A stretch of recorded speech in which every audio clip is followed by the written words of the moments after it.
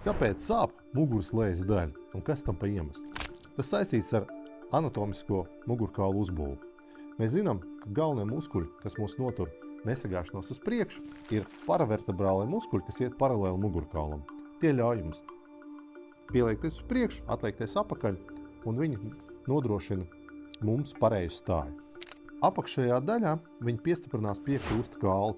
Tā ir pārējais zona, no kur iegurns pāriet uz mugurkaulu. Un šajā zonā ir ļoti liela slodze.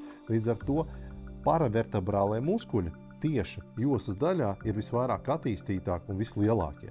Tāpēc, ka jums jānotur visu jūsu ķermeņa svaru. Kur rodās problēmas?